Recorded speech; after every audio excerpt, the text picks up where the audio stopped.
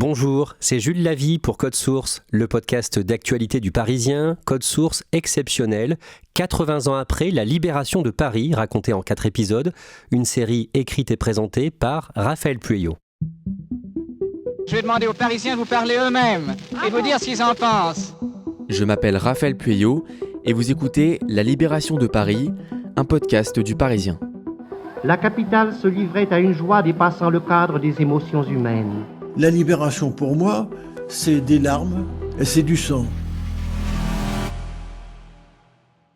Épisode 3, la bataille de Paris. 5 juin 1944. Il est 22h sur les ondes de la BBC. Ici Londres. Les Français parlent aux Français. Après plusieurs mois de préparatifs, les Alliés l'annoncent enfin, le débarquement est imminent. Les sanglots longs des violons de l'automne blessent mon cœur d'une langueur monotone. Dans la nuit du 5 au 6 juin 1944, éclairée par la lumière de la pleine lune, une flotte de 7000 navires s'approche des côtes normandes. À bord, 150 000 hommes, essentiellement des Américains, des Anglais et des Canadiens. À 6h30, les premiers soldats américains débarquent sur Omaha Beach. En quelques heures seulement, le mur de l'Atlantique, construit par Hitler, est tombé. Le 6 juin 1944, à 18h, le général de Gaulle s'adresse aux Français depuis Londres. Après tant de combats, de fureur, de douleur, voici venu le choc décisif. C'est la bataille de France et c'est la bataille de la France. Près de 4 ans après son appel du 18 juin, de Gaulle n'est plus un inconnu. Il est désormais le président du gouvernement provisoire de la République française, le GPRF. C'est donc lui qui incarne la résistance depuis l'étranger, qui incarne la France en guerre contre le régime de Vichy, contre l'Allemagne nazie. Derrière le nuage si lourd de notre sang et de nos larmes, voici que reparaît le soleil de notre grandeur. Dans son discours, le général de Gaulle ne mentionne pas les Américains et les Britanniques, car en coulisses, une bataille politique fait rage entre l'homme du 18 juin et les Alliés. Sur les 150 000 hommes qui débarquent en Normandie, seuls 177 sont français. Quant à de Gaulle, il n'a été prévenu qu'au dernier moment et n'a même pas participé aux opérations. Pour bien comprendre ce qu'il va se jouer à Paris en août 1944, il faut d'abord évoquer l'objectif du général de Gaulle. Quand les Alliés débarquent en Normandie, quel est son plan ? Le plan est assez simple en fait, il s'agit de prendre le pouvoir. Enfin, il a déjà le pouvoir puisqu'il est président du GPRF et reconnu par l'ensemble des forces résistantes et politiques. L'historien Jean-François Murassiol, auteur du livre « Quand de Gaulle libère Paris ». Cela dit, il faut maintenant le prendre réellement en France. Et dans un pays aussi centralisé que la France, le pouvoir c'est bien sûr Paris. Il faut se faire acclamer par les Parisiens, il est absolument nécessaire de prendre le pouvoir à Paris. Il y a plusieurs embûches. D'abord l'hostilité des Alliés, qui le reconnaissent comme président du GPRF, mais pas forcément comme président de la France libérée. Et éventuellement un contre-pouvoir qui pourrait venir de la rue, pourquoi pas, du Parti communiste. Donc il est absolument nécessaire pour lui de mettre le pied en France et particulièrement de se rendre à Paris. Le général de Gaulle a donc le regard tourné vers Paris. Et pour mener à bien son plan, il a confié une mission à un de ses hommes. Il s'appelle Philippe de Hautecloque, dit Leclerc. Philippe de Hautecloque, dit Leclerc, puisqu'il prendra ce surnom de résistance à partir de 1940, est un officier français, Saint-Cyrien, breveté de l'école de guerre, il est d'ailleurs sorti major de l'école de guerre, quelqu'un qui a un ancrage très très à droite, maurassien, et qui se rallie très précocement à la France libre dès l'été 1940. En 1943, Leclerc est nommé à la tête de la 2e DB qui a vocation à débarquer en Normandie avec les troupes alliées, mais dans un deuxième temps, fin juillet. Et en décembre 1943, de Gaulle confie à Leclerc une mission très importante, une mission d'ampleur nationale, dans une lettre que Leclerc conservera sur lui d'ailleurs pratiquement jour et nuit jusqu'à la libération de Paris. Il le nomme gouverneur de Paris par intérim et il lui fait savoir qu'en Normandie, il devra se préparer à cette mission, à savoir prendre Paris. À Paris, la résistance s'organise. Pour préparer l'arrivée des Alliés, elle peut compter sur les forces françaises de l'intérieur, les FFI. C'est une dénomination qui a été choisie à la fin 1943, quand il devient absolument nécessaire de commencer à organiser les résistants, d'en faire une espèce de fédération qui pourrait agir conjointement avec les Alliés pour le débarquement. L'historienne Sylvie Zeidman. C'était la volonté de Gaulle, parce que les gaullistes se méfient terriblement des ambitions des communistes. Donc il s'agit d'organiser cette résistance armée, mais de faire en sorte qu'elle ne soit pas sous le contrôle des communistes. Parce qu'on ne sait jamais, il pourrait avoir dans l'idée de continuer une lutte qui est une lutte armée de libération par une lutte révolutionnaire pour s'emparer du pouvoir. C'est quand même la crainte qui domine dans ces années 44.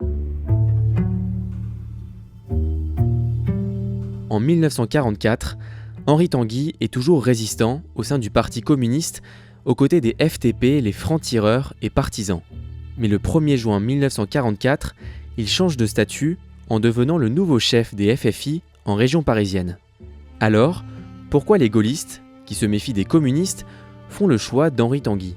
Alors on nomme un communiste parce qu'on n'a pas beaucoup de choix. Il y a des arrestations en série au niveau des états-majors des forces françaises de l'intérieur qui font que finalement on monte assez rapidement en grade. Henri Tanguy va se trouver disponible et finalement il accepte d'être sous les ordres non plus du Parti communiste, ou en tout cas pas uniquement du Parti communiste, mais sous les ordres des FFI. Henri Tanguy, il est avant tout FTP. Les FTP, jusqu'à présent, n'obéissent qu'aux ordres des communistes. Et donc il y a un fort enjeu là, pour que les forces des FTP se plient aux règles des forces françaises de l'intérieur. Henri Tanguy, il accepte de jouer cette carte-là. Henri Tanguy est promu au rang de lieutenant-colonel. Il change donc de statut, mais aussi de nom, pour devenir le colonel Roll. Quand on passe d'une fonction à une autre, il faut absolument couper les ponts et qu'on ne sache pas qui est nommé à telle ou telle fonction. C'est très important d'un point de vue de sécurité. Et donc, lorsqu'il est nommé à l'état-major des forces françaises de l'intérieur pour la région parisienne, Henri Tanguy choisit de porter le nom d'un de ses camarades des brigades internationales qui s'appelait Théophile Roll. Il a été tué sur le front de l'Èbre et c'est une forme d'hommage. C'est une forme d'hommage que de prendre le nom d'un de ses camarades proches, morts au combat. Henri Tanguy devient donc le colonel Roll. En ce mois de juin 1944, quelle est sa priorité ? Tout le monde est éparpillé. On est quand même sous l'occupation. Chacun est dans sa planque. Alors, le problème qui va se poser à Roll, ça va être de pouvoir travailler avec les uns, avec les autres, avoir suffisamment de liaisons pour pouvoir faire fonctionner ce qu'on appelle les bureaux de l'état-major. Et donc avoir des renseignements, avoir des effectifs, et tout ça cohérent. Les FFI, ce sont des petits groupes qui sont dispersés sur la région parisienne. Il n'y en a pas que à Paris, mais en fait sur toute la région parisienne. Leur rôle est vraiment de harceler l'ennemi, en essayant notamment de faire le plein de renseignements. Où sont les Allemands ? Combien d'unités ? Quel est l'armement ? Donc c'est pour ça que c'est très important d'avoir ces résistants de terrain qui vont faire tout ce travail de reconnaissance et qui vont transmettre toutes ces informations centralisées par l'état-major du colonel Roll. Une nouvelle phase s'amorce pour la résistance parisienne. En vue de l'arrivée des Alliés, les FFI multiplient les sabotages pour gêner le déplacement des troupes allemandes. Combien sont-ils ? Et surtout, sont-ils tous prêts à mener une insurrection armée contre l'occupant ? Dans une note, Roll estime ses effectifs en juin 1944 à 60 000 hommes. Alors ce sont principalement des hommes, il y a quelques femmes, mais c'est quand même une affaire d'hommes. Et il note que les hommes ne disposent, ces 60 000 hommes théoriques, ne disposent que de 300 armes. Et où est-ce qu'on trouve des armes ? Eh bien chez les Allemands. Les communistes disent, à chacun son boche, il faut essayer de récupérer les armes directement sur les soldats allemands. Certains résistants m'ont raconté qu'ils allaient dans les piscines pour faucher les armes des Allemands quand les Allemands étaient dans la piscine et qu'ils avaient laissé leurs armes au vestiaire. Jacques Chaban-Delmas et Alexandre Parodi, les délégués envoyés par De Gaulle à Paris, font tout pour retarder le déclenchement de l'insurrection. L'objectif, laisser le temps aux Alliés, et donc à De Gaulle, d'arriver sur Paris. Sylvie Zeidman, de son côté, quelle est la tactique élaborée par le colonel Roll pour libérer Paris ? À ce moment-là, le colonel Roll a déjà bien réfléchi à la tactique qu'il faudrait employer pour l'insurrection parisienne. En 1944, c'est un homme qui a énormément lu, qui a pu voir aussi de ses yeux ce qui se passait en Espagne et la façon dont les nationalistes et les républicains espagnols menaient une guerre dans une ville. Et là, il va se trouver confronté à un même théâtre d'opération, une ville. Et ce qu'il va défendre pour mener à bien cette guerre de libération, cette insurrection, ça va être une technique de guérilla. Il faut avoir des points qui sont protégés, mais que tout doit se passer dans la rue et dans le harcèlement continuel des forces ennemies. Et c'est ça qu'il va souhaiter développer lors de l'insurrection parisienne. Pendant ce temps, le général de Gaulle prépare son arrivée à Paris. Le 14 juin, il est en Normandie. Ce jour-là, les Français découvrent pour la première fois la silhouette de l'homme du 18 juin. De voix de la résistance, il devient le visage de la France libre. Ce voyage est très important, donc c'est le premier retour physique du général de Gaulle en France. Pour la première fois, il rencontre les Français. Il se rend en particulier à Bayeux, qui est la sous-préfecture du Calvados, et il prononce un discours sur la place qui s'appelle aujourd'hui la place Charles de Gaulle, la place du Château à l'époque, et ça marche, voilà. C'est-à-dire qu'il est accueilli par une foule très très considérable, peut-être 20, 25 000, 30 000 personnes pour une petite ville comme Bayeux, et dans une région qui est en pleine guerre. On est en zone de guerre. Donc il est accueilli par une très grande ferveur, le discours est très bien accueilli, le test est réussi. Nous n'avons pas été surpris, nous de la France libre. Mais il est certain que nos alliés, et ils avaient les observateurs, en particulier les Américains.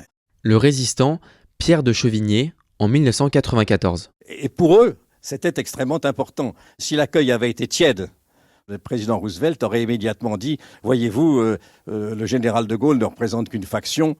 Évidemment, quand ils ont vu l'accueil et la chaleur, ils ont compris que De Gaulle était, pour prendre une expression à la mode, incontournable, et leur attitude à son égard s'en est trouvée modifiée.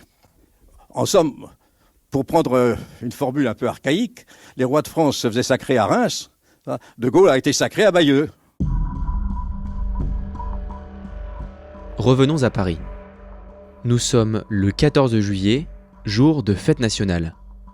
Dans les rues, plusieurs milliers de Parisiens sortent de l'ombre pour manifester au grand jour contre l'occupant. Le 14 juillet 1944, pour la première fois, la police ne va pas intervenir en voyant des personnes qui manifestement défilent pour la fête nationale. On voit du bleu, blanc, rouge, on voit les trois couleurs qui sont interdites par l'occupant depuis 1940. En zone occupée, il est impossible de voir un drapeau tricolore. Et tout ça se fait globalement sans aucun problème. Et la police regarde ailleurs. Et ça, c'est une composante essentielle de ce 14 juillet, parce que jusque-là, la police traquait aussi tous les signes illégaux, en l'occurrence les trois couleurs. Français, enfin voici l'heure tant attendue. 1er août 1944. Nous remettons le pied sur le sol de la patrie. Il est 11h, la 2e division blindée du général Leclerc vient de débarquer à Utah Beach. Sur les ondes de la BBC, le général Leclerc s'adresse aux Français. Nous voulons d'abord battre le Boche, l'ennemi maudit. Nous voulons ensuite retrouver les bons Français, qui mènent depuis 4 ans dans le pays la lutte que nous menions dehors. Pour libérer Paris, le général Leclerc peut compter sur 15 000 hommes et une cinquantaine de femmes chargées de venir en aide aux soldats blessés de la 2e DB. Debout, Français, aidez-nous. Aidez nos alliés à abréger cette bataille, livrée pour sa libération sur le sol de notre patrie. Alors que les Alliés se rapprochent de la capitale, Hitler décide de nommer un nouveau gouverneur à la tête de Paris, c'est le général von Choltitz. Jean-François Murassiol, quelle est la mission que lui confie le Führer ? La mission est très simple, il s'agit tenir Paris. Et Choltitz passe pour un homme à poigne. Il a participé à toutes les opérations depuis le début de la Seconde Guerre mondiale. Il a participé en particulier à la prise de Sébastopol à l'été 42, avec toute une série de crimes de guerre qui accompagnent cela. Alors il dispose de forces qui sont assez maigres. En termes d'effectifs, à peu près 16 000 hommes en tout, dont 6 000 dans Paris. Un armement limité, 80 chars, 60 canons, pas d'aviation. Bon, bref, on ne tient pas longtemps avec des forces pareilles. Le plan allemand d'ailleurs est assez modeste. Il consiste à se barricader en quelque sorte dans des bastions fortifiés, comme par exemple l'école militaire, comme par exemple le Sénat, comme par exemple la caserne de la place de la République. En outre, des points de fixation en grande banlieue pour, en quelque sorte, fixer, retarder le plus possible l'avancée des forces alliées, puisqu'elles arriveront par l'ouest, évidemment. 10 août 1944. Des mouvements de grève éclatent à Paris et paralysent la ville. Donc là, on est vraiment dans les prémices de l'insurrection. Ça commence par des grèves qui sont organisées par des mouvements de résistants. Alors ça va toucher à peu près l'ensemble des secteurs, c'est-à-dire depuis la poste jusqu'aux cheminots, en passant par l'électricité. Tous ces secteurs-là, à un moment ou à un autre, vont être touchés par ces grèves. Ça dit une adhésion, finalement, des travailleurs de ces branches-là à l'insurrection et à la libération. On apprend aussi, au 15 août, qu'il y a eu un débarquement en Provence. On sait que les Alliés vont arriver par l'ouest, on sait qu'ils sont en train d'arriver par le sud. C'est merveilleux. Les Allemands n'en ont plus pour si longtemps que ça. La question du top départ de l'insurrection, elle est posée. Roll va obtenir l'accord pour lancer cette insurrection et qu'un ordre de mobilisation apparaisse affiché sur les murs de la capitale dès le 18 août. La population parisienne, ça y est, elle va écrire l'histoire. Les troupes alliées sont à proximité de Paris. L'ennemi traqué bat en retraite avec les débris d'unités démoralisées. L'insurrection est maintenant déclenchée. Dans les rues, on commence à tirer sur les convois allemands, on monte des barricades et des habitants viennent en aide au FFI. Français, debout, tous au combat. Pendant ce temps, que fait le colonel Roll ?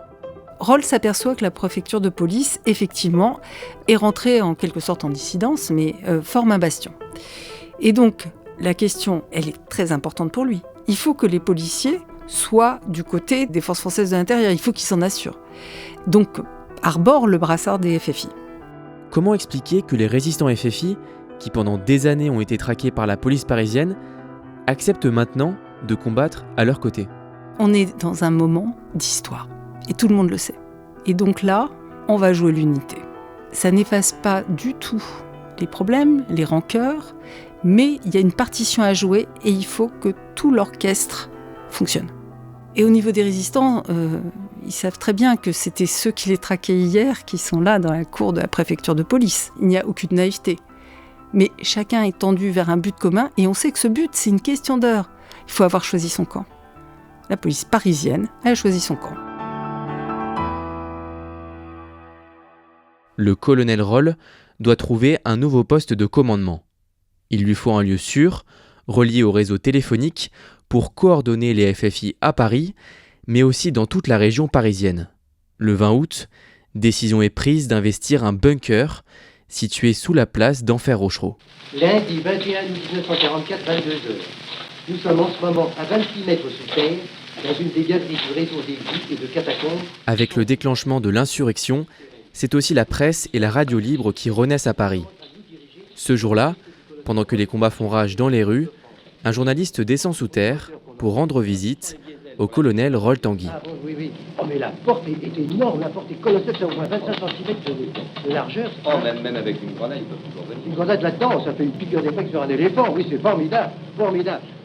La porte s'ouvre, nous entrons dans l'abri lui-même. C'est une impression extraordinaire, on se croirait dans la ligne Maginot.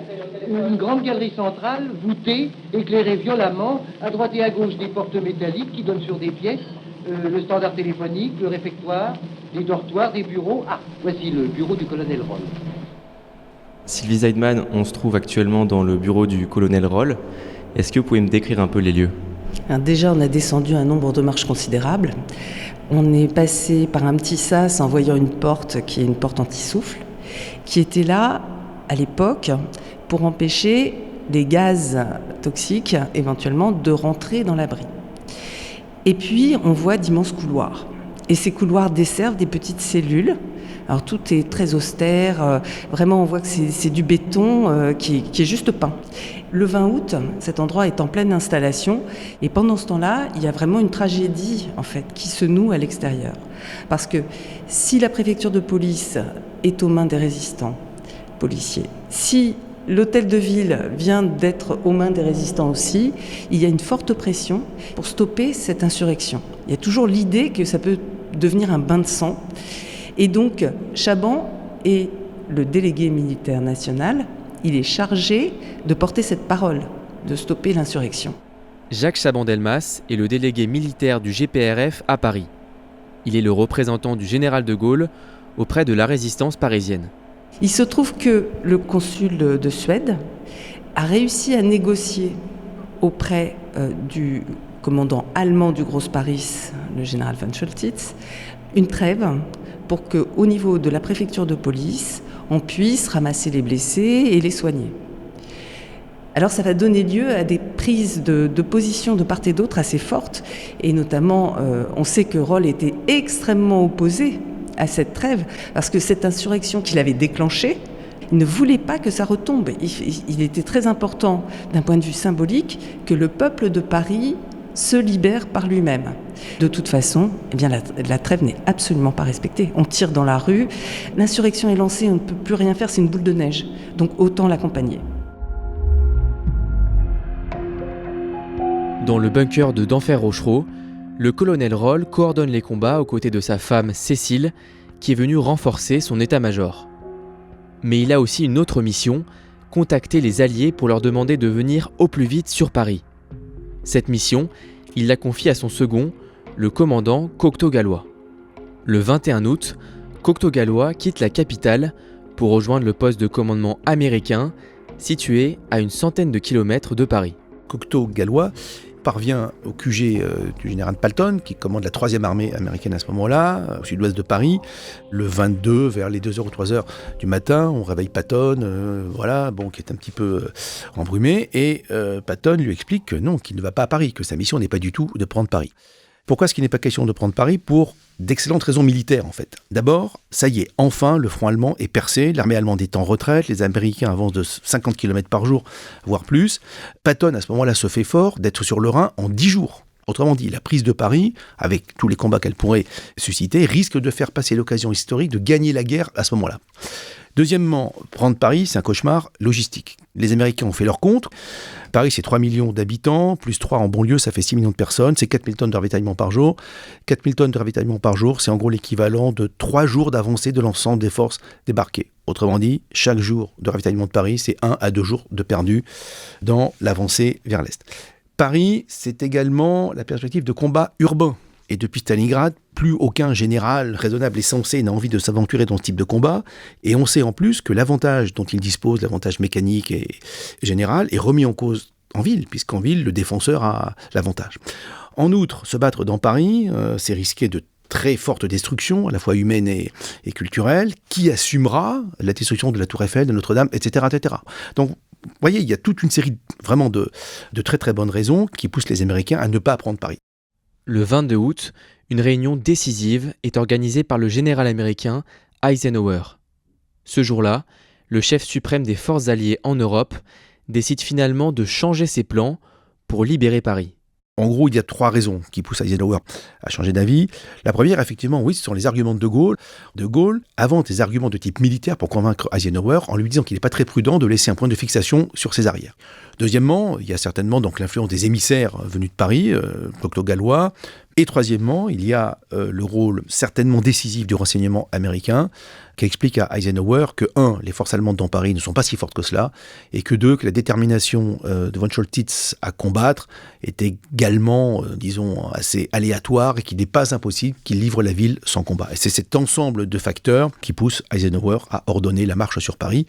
Donc 2 divisions seront envoyées, la 2e division blindée du général Leclerc et la 4e division d'infanterie américaine du général Burton, que l'on veut récompenser ainsi pour son excellent comportement en Normandie. Le 23 août, Paris se réveille tout doucement après une journée de combat acharné. Au 37 rue de l'Université, dans le quartier latin, un journaliste prend l'antenne. Dehors, le jour se lève. Déjà dans le loin, on entend des rafales de mitrailleuses. Ce sont les combats qui ont repris autour de certaines barricades. C'est l'annonce d'une nouvelle étape de la France vers un ordre de justice et de liberté. Des barricades dans les rues de Paris, il y en aura jusqu'à 650 dans les rues de Paris, pour gêner l'occupant. Et ça permet de se souder, de se voir entre voisins, de participer soi-même à la libération de la ville. Les barricades, 1848 et la Commune de Paris, c'est ça qui est convoqué. La barricade, c'est le soulèvement populaire. Et derrière ces barricades s'abritent des FFI qui ont, des pétoires. Et ils font le coup de feu. Quand un convoi passe, on tire. Et la population se cache à ce moment-là, tout le monde se met en retrait, et revient pour les encourager, revient pour leur apporter des munitions, leur apporter des vivres, les quelques vivres qu'on a dans ces moments-là. Donc c'est vraiment quelque chose de collectif, finalement. Comment réagissent les soldats allemands ? Il y a quand même, de la part des Allemands, le souci de patrouiller, en quelque sorte, pour montrer qu'ils sont quand même maîtres de la rue, ce qu'ils ne sont plus du tout, en fait. Mais il y a ce souci de se montrer et de montrer la force. Les chars qui passent devant la préfecture de police, étant agressés, certains répliquent avec des canonnades. Ils font des victimes et les forces françaises de l'intérieur vont gagner, mais uniquement parce que les Alliés vont arriver. Nous apprenons à l'instant qu'il vient d'arriver un message parachuté du général Leclerc. Tenez bon, nous arrivons. Le 24 août 1944, où sont les Alliés, et en particulier les hommes du général Leclerc ? Le général Leclerc a reçu l'ordre de marcher sur Paris, ce qu'il a fait avec une rapidité absolument incroyable, pour une division blindée quand même. Mais voilà, il se heurte à des forces allemandes qui sont extrêmement vigoureuses, qui l'empêchent d'avancer plus sur Paris. Donc il va se tourner vers le capitaine Drone, qui est un vieux de la vieille, qui est un Français libre de la première heure et qui a toujours été aux côtés de Leclerc. Il va se tourner vers le capitaine Drone et il va lui dire « Faites quelque chose, essayez de passer, si vous pouvez, allez-y ». Et Drone est alors commandant la 9e compagnie d'un bataillon du régiment de marche du Tchad. Parmi ces hommes, il y a beaucoup d'Espagnols. Ces Espagnols sont, pour beaucoup, des républicains qui ont combattu contre le général Franco, qui ont dû partir suite à l'exil de ces républicains espagnols et qui se sont retrouvés petit à petit dans d'autres forces, engagés dans d'autres forces pour pouvoir combattre. Il y a aussi beaucoup d'anciens brigadistes qui sont présents. La lutte touche à sa fin. Paris achève sa libération. Maintenant, les avant-gardes de la division Leclerc roulent vers Paris. Ils rejoignent donc l'avenue d'Italie et remontent sur le pont d'Austerlitz. Là, ils tournent sur les quais et ils arrivent à l'hôtel de ville. On est le 24 août 1944 et il est à peu près 21h. Quelques tours de chenille et ils sont à l'hôtel de ville. Et là, dans la lueur des torches, ils vivent avec Paris la dernière nuit d'un cauchemar de 4 ans.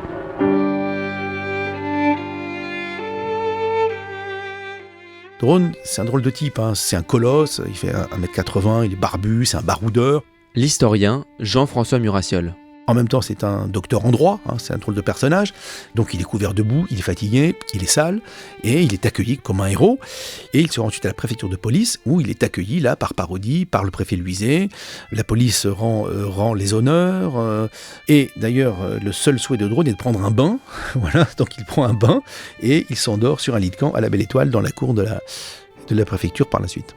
Le matin du 25 août 1944, le général Leclerc entre enfin dans Paris, acclamé par des milliers de Parisiens. Les gens viennent en bicyclette de tous les coins pour être ensemble, pour communier dans cette magnifique journée de la libération totale de Paris, de la libération. Alors que les combats font rage dans les rues de Paris, Leclerc installe son QG à Montparnasse.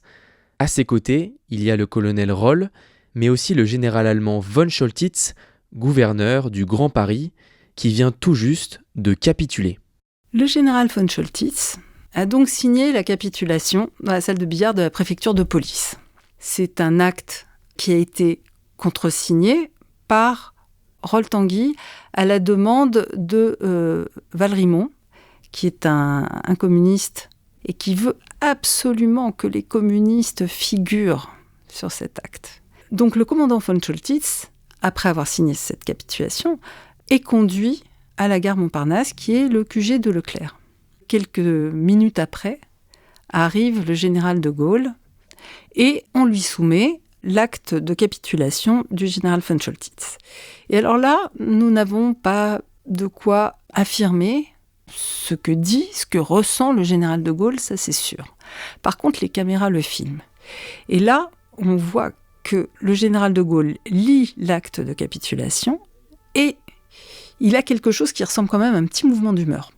Et avoir l'attitude de Leclerc et l'attitude derrière de Roll, de Valrimont, qui sont aussi dans le champ de la caméra, on se dit que probablement ce qu'est en train de voir le général de Gaulle, c'est que la signature de Roll a été apposée sur l'acte.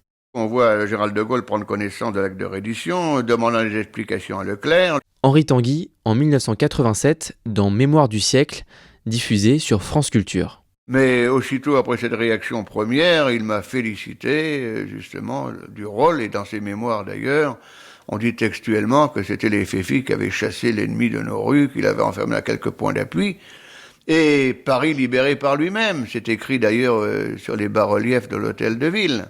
Et ensuite, naturellement, libéré avec l'appui des forces françaises. Donc, je crois que tout se remet en place, historiquement parlant. Dans le camp des vainqueurs, qui est vraiment le grand gagnant de la bataille de Paris ? Il est incontestable que le général de Gaulle est le grand vainqueur de cette histoire. Pour Roll, ce retour de l'ordre républicain, qui est un retour gaulliste, se solde par une mise en retrait, forcément. Puisque de Gaulle a gagné, ça veut dire que les communistes sont perdus quelque part. Donc évidemment, Roll, il est renvoyé à ce qu'il est, c'est-à-dire un ouvrier métallurgiste, un responsable syndical et quelqu'un qui a une instruction militaire, certes, mais qui n'est pas conforme à la tradition de l'armée française. Lui qui a quand même mené l'insurrection parisienne. Le général de Gaulle vient d'arriver sur la place de l'hôtel de ville. Il faut imaginer un hôtel de ville sans électricité, puisque le courant électrique est coupé dans Paris, donc il est 9h du soir, on est au mois d'août, il fait encore un petit peu jour, mais enfin on est un petit peu dans la pénombre. Il rentre dans l'hôtel de ville, il est accueilli très chaleureusement par Georges Bidault, le président du CNR, et de Gaulle prend ensuite la parole. Paris écrasé, Paris brisé, Paris martyrisé, mais Paris libéré. À la suite du discours, Georges Bidault invite le général de Gaulle à proclamer la restauration de la République, et de Gaulle refuse sèchement. D'abord, il est président du GPRF, gouvernement provisoire de la République française, donc il n'y a pas lieu de proclamer une République qui existe déjà, et qu'en outre, la République n'a jamais cessé d'être, que Vichy n'a été qu'une parenthèse, et que la France libre a incarné la République durant la guerre. Le 26 août 1944, des millions de Parisiens sont réunis sur les Champs-Élysées pour fêter la libération. Samedi 26 août 1944, 15h toujours aux Champs-Élysées. Hier après-midi, les derniers points d'appui allemands dans Paris, les Tuileries, le ministère de la Marine, l'école militaire, le Majestic, le Luxembourg sont tombés. La bataille de Paris tire à sa fin. La ville est aux mains des troupes de Leclerc et des Américains. Le gouvernement provisoire siège à l'hôtel de ville. Le général de Gaulle, qui est arrivé cette nuit, est en train de descendre en ce moment vers nous, venant de l'Arc de Triomphe. Le général de Gaulle, lors de ce défilé, est entouré de tous les membres du Conseil national de la résistance, qui sont tous autour de lui. Ils descendent tous en cortège l'avenue des Champs-Élysées, ce qui est un moment extrêmement important, extrêmement émouvant pour la foule, où on voit les gens sont venus pour de Gaulle, pour acclamer de Gaulle et pour dire leur joie de cette libération de Paris. Oh, c'est un enthousiasme fou, on s'embrasse, on applaudit, on crie. Et jamais l'expression noire de monde n'a été aussi fausse. Il y a des gens jusque sur les toits. Et de Gaulle descend ainsi, un pas devant tous les autres, l'avenue des Champs-Élysées jusqu'au rond-point de la Concorde. Alors on pourrait croire que la fin de ce défilé se passe uniquement dans la ferveur, dans la liesse, dans la joie, mais la situation est bien plus compliquée que ça, parce qu'il y a encore des collaborateurs, ou en tout cas des gens qui sont prêts à en découdre. Et donc, malgré cette grande liesse populaire qui entoure de Gaulle, eh bien, il va y avoir des gens qui vont se mettre à tirer en semant la panique complète dans la foule. Chacun crie sa joie, on est content, ça fait 4 ans. Attention, tire. Mesdames, Mes chers auditeurs, la foule s'est couchée instantanément au milieu des Champs-Élysées.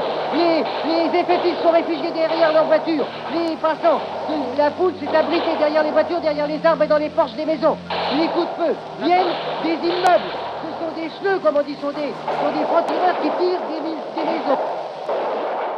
À suivre dans le 4e et dernier épisode, le jour d'après. La Libération de Paris est une série réalisée par Pierre Chaffanjon. Production, Thibault Lambert et Clara Garnier-Amouroux. Merci à Laurence Vaugeois, Charles de Saint-Sauveur, Lisa Jo et Jean-Hugo Hill pour leur aide. La Libération de Paris est un hors-série de Code Source, le podcast d'actualité du Parisien.